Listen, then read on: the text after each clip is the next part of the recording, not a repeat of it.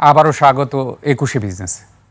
দর্শক, এখন রয়েছে কর্পোরেট সুশাসন ও কোম্পানির আর্থিক প্রতিবেদন নিয়ে বিশেষ আলোচনা। আর এই আলোচনার জন্য আমাদের স্টুডিওতে রয়েছেন আর্থিক প্রতিবেদন ও নিরীক্ষা বিশেষজ্ঞ ইকবাল হোসেন, এফসিএ, এফসিএমএ।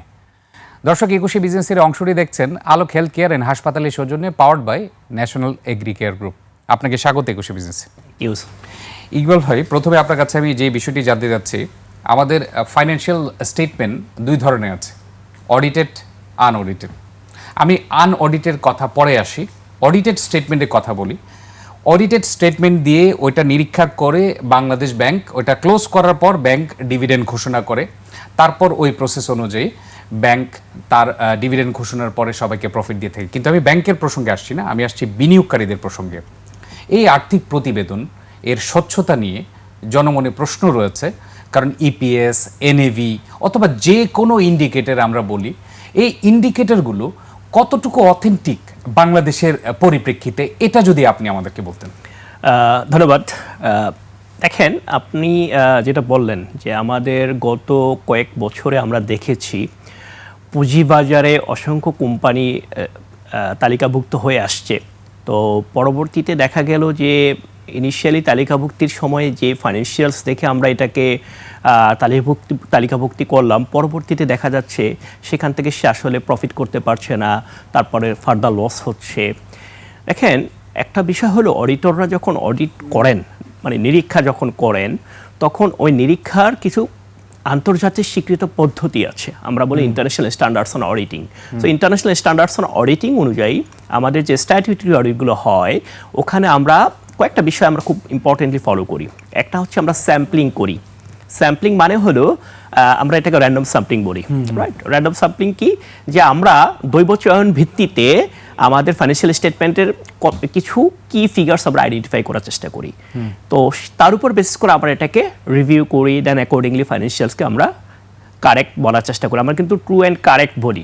মানে আচ্ছা, এখানে র্যান্ডম স্যাম্পলিং এর কথা বললেন। সাপোজ আপনি যদি ফাইন্যান্সিয়াল স্টেটমেন্টের কথা বলি, ব্যালেন্স শিট বলি, ক্যাশ ফ্লো স্টেটমেন্ট বলি, অথবা প্রফিট অ্যান্ড লস স্টেটমেন্ট বলি, ওইখানে কি স্যাম্পলিং প্রযোজ্য, নাকি ওইখানে প্রত্যেকটা আইটেম ধরে ধরে আসলে আপনারা যদি কাজ করেন তাহলেই তো এটা স্বচ্ছতা আসবে? আচ্ছা, আমরা যদি বলি আমরা প্রতিটা আইটেমটি টাচ করি, বাট আইটেমে লেটস আমি যদি বলি একটা আইটেম হলো আমাদের আর্থিক পরিসম্পদ, রাইট? ফাইন্যান্সিয়াল অ্যাসেট বলি ইংলিশে আমরা। তো ফাইন্যান্সিয়াল অ্যাসেটকে এরকম অসংখ্য লাইন আইটেম আছে ব্যালেন্স শিটের বা পিএনএল এর ক্ষেত্রে একইভাবে আমরা বলি, হ্যাঁ। তো প্রতিটা আইটেমকে আমরা কভার করি, কিন্তু আইটেমের মধ্যে আমি যদি বলি ফাইন্যান্সিয়াল অ্যাসেট, এখন ফাইন্যান্সিয়াল অ্যাসেট রিলেটেড অসংখ্য বাই সেল ট্রানজাকশন থাকতে পারে। তো বাই সেল ট্রানজাকশন আমরা 100% তখন আমরা দেখতে পারি না। আমরা করি কি, ওখান থেকে কিছু স্যাম্পলিং, র্যান্ডম স্যাম্পলিং করে আমরা কিছু বাই কিছু সেল আমরা দেখি। অবশ্যই এখানে রিস্ক বেসড অ্যাপ্রোচ ফলো করি আমরা। তো কখনো কখনো এমন হতেও পারে কোনো বিষয় আমার র্যান্ডম স্যাম্পলিংয়ের মধ্যে আসলো না, এটা হয়েই যেতে পারে, অস্বাভাবিক কিছু না। বাট স্টিল আমরা ট্রাই করি আমাদের সর্বোচ্চ ডিউ ডিলিজেন্সটা দেখার জন্য, এবং দিস ইজ আন্তর্জাতিক পদ্ধতি, সব জায়গায় এটা হতে পারে। কিন্তু এই চিত্র কিন্তু বাংলাদেশে ব্যতিক্রম। আপনি যদি 16 বছরে দেখেন, বুক বিল্ডিং পদ্ধতির অপব্যবহার হয়েছে। এই অডিটেড রিপোর্ট এর স্বচ্ছতা জবাব দিতে ছিল না। শুধু আমি ব্যাংকে সীমাবদ্ধ থাকছি না, পুঁজিবাজারে তালিকাভুক্ত যে কোনো খাতের এই অডিটেড রিপোর্টের ক্ষেত্রে যে স্বচ্ছতা কেন ইনশিওর করা যাচ্ছে না? আপনি বলেন র্যান্ডম স্যাম্পলিং হচ্ছে, ইন্টারন্যাশনাল স্ট্যান্ডার্ড অন অডিটিং আছে, তারপরেও কেন এটা মানে নিশ্চিত করা যাচ্ছে না? আচ্ছা, ধন্যবাদ। এখানে দুইটা বিষয় মাথায় রাখতে হবে। একটা হলো তালিকাভুক্তির আগের সিচুয়েশন, একটা হচ্ছে তালিকাভুক্তির পর সিচুয়েশন। খেয়াল করে দেখবেন, তালিকাভুক্তির আগ মুহূর্তে আমাদের অডিটর মানে নিরীক্ষকরা নিরীক্ষা করেন, শুধু নিরীক্ষকরাই নিরীক্ষা করেন না, এখানে একজন অ্যাসেট ম্যানেজার থাকেন, তাদের একটা কমপ্লায়েন্স টিম এবং ইমপ্লিমেন্টেশন টিম থাকে, তারা দেখেন। বাংলাদেশ সিকিউরিটি এক্সচেঞ্জ কমিশনের একটা ইন্সপেকশন টিম থাকেন, তারা দেখেন। তাদের একটা কমপ্লায়েন্স টিম আছে, তারাও দেখেন। এতগুলো ফিল্টারিংয়ের মধ্যে দিয়ে হয়ে আসার পরে যদি এটাকে আমরা বলি ঠিক আছে, তার পরবর্তীতে যদি আবারও ঘটনা ঘটে যে না, এটাকে যেভাবে যে সুশাসনের আওতায়, যে স্বচ্ছতার আওতায় এটাকে নিয়ে আসা হলো, তারপরে যদি এটা কন্টিনিউশন না থাকে, তখন কিন্তু একটা বড় চ্যালেঞ্জ আসে। আমি আপনার সাথে একটা জায়গায় একমত, কিছু কিছু ক্ষেত্রে আমরা এটা দেখেছি, কিছু কিছু নিরীক্ষা প্রপার কোয়ালিটি বা গুণগত মান সম্পন্ন করে হয় নাই, দেয়ার আর সাম ইস্যুস। আচ্ছা, কেন হয় না ওই জায়গাটাতে, আসলে কি কারণে কোয়ালিটি এনশিওর করা হয় নাই কয়েকটা জায়গায়? আপনার কাছে কি মনে হয় যে অডিটররা আসলে স্ট্যান্ডার্ড ফলো করে নাই, নাকি আসলে কোনো চাপ ছিল, অথবা কি কোনো সমঝোতা ছিল? কেন হয়েছে? আসলে একটা না, এখানে আপনি কয়েকটা পয়েন্ট বলেছেন, কম বেশি সবগুলো পয়েন্টই মোর অর লেস রেলিভেন্ট। কিছু কিছু ক্ষেত্রে অবশ্যই চাপ ছিল। আমি বলবো আনফর্চুনেটলি আমাদের রাজনৈতিক কিছু চাপ তো থাকেই।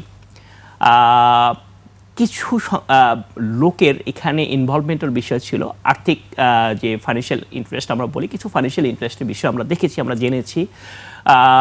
এর বাইরে আমাদের টু সাম এক্সটেন্ট রেগুলেটরও অনেকাংশেই কিন্তু দায় আছে। আমি বলছি না নিরীক্ষকরা 100% দায়মুক্ত হবে, নিরীক্ষকদের দায় আছে। অ্যাট দ্য সেম টাইম যারা এই প্রসেসটাতে 360 ডিগ্রি আমি বলি চতুর্দিক থেকে যারা ইনভলভ ছিল, কম বেশি সবারই এইসব দায়, ইয়েগুলোতে দায় আছে, মানে এই প্রবলেমগুলো। জি, বহির্বিশ্বে এরকম রাজনৈতিক চাপ, রেগুলেটরি বডিজ তাদের আসলে অবহেলা, এরকম কি আসলে খেয়াল করা যায় বহির্বিশ্বে? হ্যাঁ, অ্যাবসলিউটলি। আপনারা যদি দেখেন গত আমরা কাপল অফ ইয়ার্সে বা লাস্ট 8 to 10 ইয়ার্স যদি আমরা দেখি, আমরা তো বলি সারা পৃথিবীতে নিরীক্ষকদের মানদণ্ড যদি আমরা বলি, আমরা বিগ ফোরের কথা বলি। বিগ ফোর বললে আমরা পিডব্লিউসি, আর্নস্ট ইয়াং, কেপিএমজি, ডেলয়েটের কথা বলি। আপনি দেখবেন আমাদের পাশের দেশ ভারতে পিডব্লিউসি কিন্তু 2017-তে ব্যান হলো, 3 বছরের জন্য ব্যান হলো। আপনি দেখবেন শুধু ভারতে না, আমাদের বাকি যে সাউথ এশিয়ান কান্ট্রিগুলোতে, ইউরোপিয়ান, ইভেন আমেরিকান ইকোনমিগুলোতেও আপনি দেখবেন পিডব্লিউসি, ডেলয়েট এবং কেপিএমজি ব্যান হওয়ার অসংখ্য রেকর্ড আছে। গত লাস্ট কাপল অফ ইয়ার্সও অসংখ্য আমরা দেখেছি, বড় বড় অডিট ফার্মগুলো কিন্তু ব্যান হয়েছে, এবং এই জায়গাগুলোতে অডিট ফার্মের যেমন দায় ছিল, অ্যাট দ্য সেম টাইম যারা ল মেকার্স অথবা যারা রেগুলেটরি প্রসেস ইনভলভ ছিলেন অথবা যারা ব্যবসায়িক চক্র ছিলেন, তারাও কিন্তু কোনোকাংশেই এখানে দায়বদ্ধ ছিল। আমরা বাংলাদেশে দেখেছি বিএসিসি কিছু কিছু অডিট ফার্মকে আসলে জরিমানাও করেছে, এরকম উদাহরণ দেখেছি। কিন্তু বাংলাদেশে কি আপনার কি মনে হয় যে ওইভাবে মেটিকুলাসলি ফলো করা হয়? যদি কেউ আসলে নিয়মের বাইরে যায়, লাইনচ্যুত হয়ে যায়, অথবা ইন্টারন্যাশনাল অডিটিং স্ট্যান্ডার্ড ফলো না করে, বাংলাদেশে শাস্তির বিধান রয়েছে কিনা? ডেফিনেটলি বাংলাদেশের শাস্তির বিধান আছে। আমরা যদি বলি, দেখেন আমাদের নিরীক্ষকদের রেগুলেট করার জন্য আমাদের ICAB, institute of chartered accountants Bangladesh আমাদের প্রাইমারি রেগুলেটর, এবং একই সাথে financial regulatory commission FRC are also primary regulatory commission authority হিসেবে কাজ করছে। এবং আমাদের এই দুইটা অথরিটি কিন্তু বিভিন্ন সময়ই যারা কোয়ালিটি অডিট করতে পারেন নাই বা অডিট ফেলিউর হয়েছে, এরকম অসংখ্য আমরা কিন্তু শাস্তিমূলক ব্যবস্থা আমরা দেখেছি। এবং সবচেয়ে ইম্পর্টেন্ট পার্ট আপনাকে বলে রাখি, আপনারা দেখেন এই গত 1 বছরেও কিন্তু আমাদের অনেকগুলো অডিটের পরে আমাদের যে অডিটরকে আমরা বলতে ব্যর্থ, তাকে আবার যখন ডিউ ডিলিজেন্স অডিটের জন্য যে কম্প্রিহেন্সিভলি তারা রিভিউ করবেন, ওই অ্যাসাইনমেন্ট দেওয়ার পরে আমরা কিন্তু বাইরের অডিটর না, বাংলাদেশের অডিটররাই কিন্তু অসংখ্য বিষয় নিয়ে আসছেন, যেটা কিনা আমরা যখন বলি এই কম্প্রিহেন্সিভ অডিট দিয়ে অনেক কিছু বের হয়ে আসছে, অনেক দুর্নীতির খবর বের হয়ে আসছে।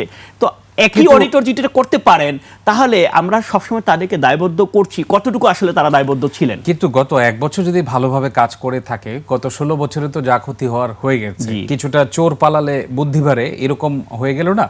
এই ক্ষেত্রে এই অডিটর যারা রয়েছে তারা অবশ্যই নিঃসন্দেহে, আমি বলতে চাচ্ছি বেশিরভাগ ক্ষেত্রেই প্রফেশনাল স্ট্যান্ডার্ড অনুযায়ী মেনটেন করে।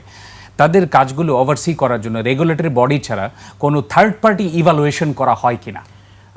আদার দেন রেগুলেটরি বডি, দেখেন সারা বিশ্বেই কিন্তু এই নিরীক্ষার মানদণ্ড ঠিক করার জন্য তাদের রেসপেক্টিভ অ্যাকাউন্টিং সেটিং বডি থাকে, যেমন যেটা বাংলাদেশে আইসিএবি। এবং বাংলাদেশে কিন্তু আরেকটা ইনস্টিটিউট 2015 সাল থেকে আছে, সেটা হচ্ছে এফআরসি, ফাইন্যান্সিয়াল রেগুলেটরি কমিশন। আমাদের জন্মলগ্ন থেকে 1973 সাল থেকে কিন্তু নিরীক্ষার মানদণ্ড দেখার জন্য আমাদের আইসিএবি ছিলেন।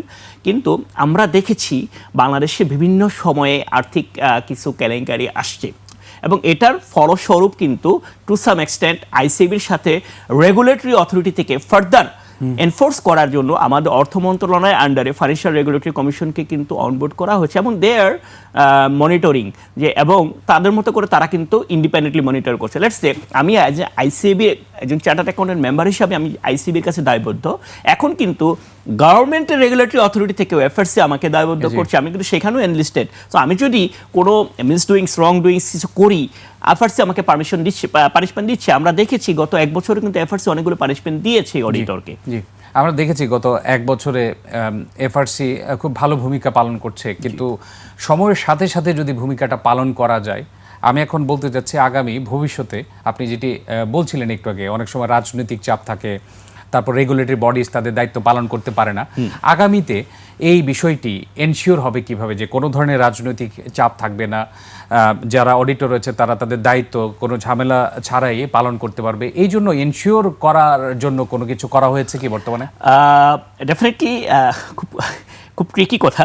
তো আমরা যদি বলি অডিটরদের জায়গা থেকে যতটুকু সর্বোচ্চ দায়িত্ব নেওয়া উচিত সেই দায়িত্ব কিন্তু নিচ্ছেন, এবং এখনকার আমরা কিন্তু দেখেছি আমাদের আইসিএবিতেও কিন্তু অসংখ্য কোয়ালিটি কন্ট্রোল বা কোয়ালিটি অ্যাসুরেন্স যে ডিপার্টমেন্ট, এখানে কিন্তু অনেক সংস্কার করা হয়েছে গত 2 বছরে।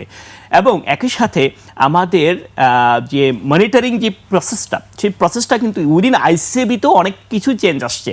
এবং আমাদের আইসিবি থেকে আমাদের রেগুলেটরদের সাথে আমাদের জাতীয় রাজস্ব বোর্ড, আমাদের BSEC, Bangladesh security exchange commission, আমরা Bangladesh bank, in collaboration with efforts আমরা কিন্তু অনেকগুলো জায়গায় আমরা কাজ করছি। আমাদের অনেকগুলো মানদণ্ড এবং আমাদের কাজের যে প্রসেস সেটা নিয়ে আমরা কাজ করছি। এখানে ছোট্ট একটা বিষয় আপনাকে বলে রাখি, দেখেন অডিটরসের ইন্ডিপেন্ডেন্সের জন্য আমরা একটা বিষয় সবসময় বলি এবং সারা পৃথিবীতে এটা ফলো করা হয়, সেটা হচ্ছে নিরীক্ষা ফি।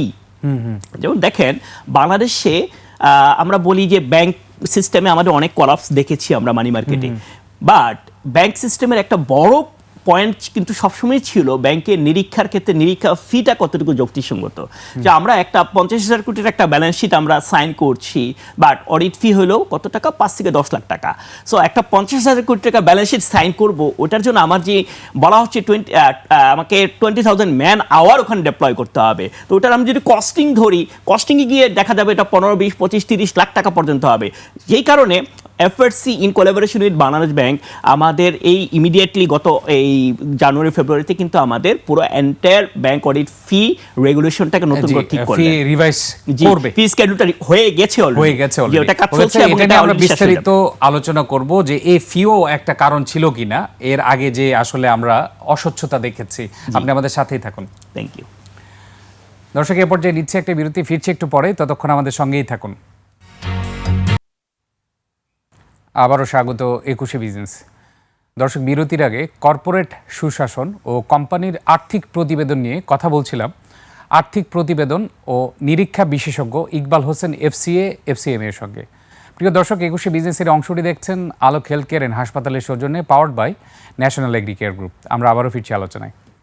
ইকবাল ভাই, এর আগে আপনি যেটা বলছিলেন যে ফি রিভাইজ করা হয়েছে অডিটরদের, আপনার কি মনে হয় আগে এই আর্থিক প্রতিবেদনের অস্বচ্ছতা যা ছিল এর অন্যতম প্রধান কারণ ছিল অপর্যাপ্ত ফি? হ্যাঁ, অ্যাবসলিউটলি। আমি যদি বলি আমাদের সারা পৃথিবীতেই কিন্তু ইন্টারন্যাশনাল স্ট্যান্ডার্ডস অন অডিটিংয়ে আমাদের একটা কোড আছে, আমরা যেটা বলি কোড অফ ইথিক্স বলি। এই কোড অফ ইথিক্সের একটা গুরুত্বপূর্ণ ফ্যাক্টর কিন্তু আমাদের অডিট ফি ছিল, এবং বলাই হয়েছে যখন অডিট ফি কম নেওয়া হয়, এটাকে আমরা অডিটের ভাষায় বলি লো বোলিং। এই লো বোলিংটা অবশ্যই অডিটে ইম্প্যাক্ট করবে, কোয়ালিটিকে ইম্প্যাক্ট করবে। দেখেন, আমি একটু আগে বলছিলাম যে 50,000 কোটি টাকার একটা ব্যালেন্স শিটকে কেউ যদি মাত্র 5-10 লাখ টাকার মধ্যে অডিট ফি নিয়ে সে ক্লোজ করতে চায়, তাকে যদি 20 থেকে 25,000 ম্যান আওয়ার যদি ওখানে কাজ করতে হয়, তাহলে তার কস্টিংই তো কভার করবে না।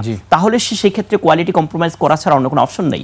যখনই কোয়ালিটি কম্প্রোমাইজ করবে, ডেফিনেটলি অডিট ফেলিউর হওয়ার একটা রিস্ক বেড়ে যাবে। জি, আমরা আশা করি যেহেতু অডিট ফি রিভাইজ হয়েছে, ভবিষ্যতে এরকম এক্সাম্পল আর আমরা দেখতে পাবো না। আমরা হোপফুলি আমরা খুব স্পষ্ট করে বলি, রিসেন্টলি ব্যাংকের ক্ষেত্রে যে অডিট ফিটা চেঞ্জ হয়েছে, আপডেট হয়েছে, এটার ফলে কিন্তু এবার আমরা খুব স্ট্রংলি ব্যাংক অডিটের কোয়ালিটির ব্যাপারে আমরা সবাই খুব কনফিডেন্ট। এবং আমরা একই সাথে আপনাকে বলে রাখতে চাই, আমাদের অন্যান্য বড় বড় যে খাতগুলো আছে, লাইক লিস্টেড কোম্পানি থেকে অন্যান্য ইন্স্যুরেন্স কোম্পানি, এনবিএফআইসগুলোতেও কিন্তু আমরা অডিট ফি পরিবর্তন নিয়ে, আপডেট নিয়ে কাজ করছি। আমরা আশা করি এটা অবশ্যই একটা বড় সুফল বয়ে আনবে আমাদের। জি, আপনার কাছে সর্বশেষ প্রশ্ন, এটা একটু আপনি সময় নিয়ে করতে পারেন। বিনিয়োগকারী যারা রয়েছে, যারা আসলে অনেকে জেনে শুনে বিনিয়োগ করে, আর্থিক প্রতিবেদন দেখে থাকে, এই আর্থিক প্রতিবেদনের কোন কোন বিষয়গুলো দেখা উচিত বিনিয়োগ করার পূর্বে, যেহেতু আপনি একজন এফসিএ এফসিএম এ? ওকে, ধন্যবাদ।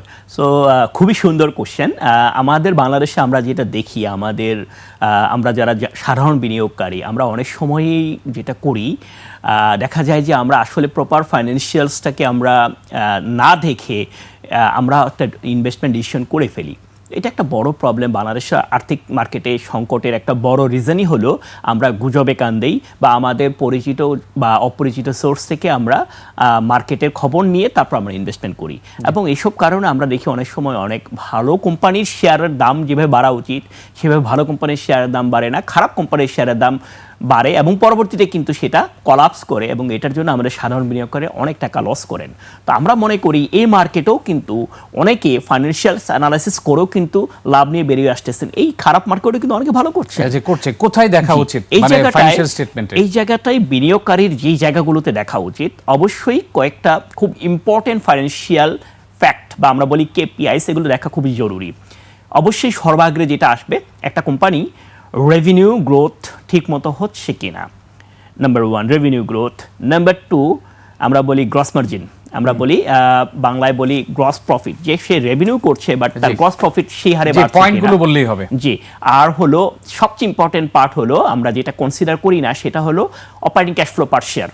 অনেক সময় আমরা দেখি অনেক ইনভেস্টর শুধুমাত্র তার প্রফিট বা রেভিনিউ বা তার ব্যালেন্স শিটের অ্যাসেট লায়াবিলিটি দেখে ডিসিশন নিচ্ছে, কিন্তু সবচেয়ে ইম্পর্টেন্ট পার্টটা ক্যাশ ফ্লো। আমার প্রফিট হলো, কিন্তু প্রফিট যদি ক্যাশে কনভার্সন না হয় তাহলে কিন্তু ইনভেস্টররা তার টাকা বিনিয়োগটা ফেরত পাবেন না। জি, আশা করি এই যে একটি পয়েন্ট বললেন যে ক্যাশ ফ্লো স্টেটমেন্ট অনেকে মিস করে থাকে, এবং ক্যাশ ফ্লো স্টেটমেন্ট যে কত ইম্পর্টেন্ট, ক্যাশ একটা কোম্পানির জন্য কত ইম্পর্টেন্ট, এটাই হচ্ছে আপনার মূল টিপস আজকের জন্য। এবং অসংখ্য ধন্যবাদ। আজকে আসলে অডিটিং এর বিভিন্ন বিষয় বললেন, ফি আপনি বললেন যে ফি রিভাইজ করা হয়েছে। অসংখ্য ধন্যবাদ আমাদেরকে আজকে সময় দেওয়ার জন্য। ধন্যবাদ আপনাকেও, আমাদের 21 টিভির দর্শকদেরকেও আমি ধন্যবাদ জানাচ্ছি। দর্শক, এতক্ষণ দেশের কর্পোরেট সুশাসন ও কোম্পানির আর্থিক প্রতিবেদন এবং এর নানা দিক ও করণীয় নিয়ে কথা বলছিলেন আর্থিক প্রতিবেদন ও নিরীক্ষা বিশেষজ্ঞ ইকবাল হোসেন, FCA। দর্শক, নিচ্ছে একটা বিরতি। দুপুর 2টা 30 মিনিটে আবারও ফিরে আসবো 21শে বিজনেসে। দেখার আমন্ত্রণ রইল। 21শে সঙ্গেই থাকুন।